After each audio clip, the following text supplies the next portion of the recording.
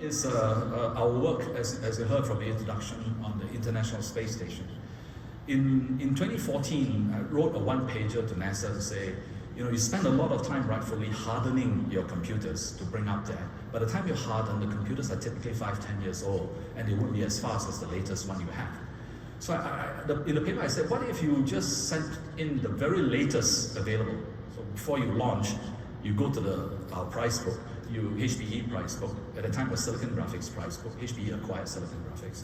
That's how I came along, right? You just go to the price book, pick the latest computer, put it in the locker, and off you launch. Then you had the very latest with you.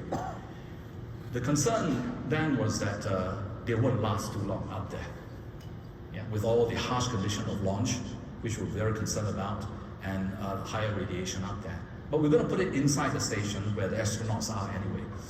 So we launched it, and when we launched it, there were people saying that this thing won't last 2 weeks. Yeah.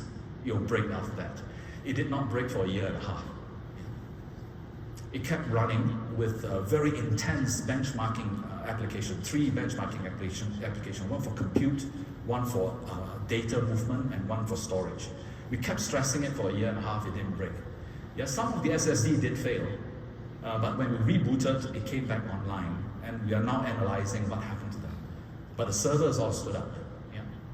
Those were Intel processors, so Intel should be proud if you're in the audience also. All the memories stood up. The key difference here is that we put in hardening by software techniques, software-defined hardening. Meaning we put in software in there to assess that if we are seeing quite increasing errors to the point that it is only going about to fail, we get the system to slow down.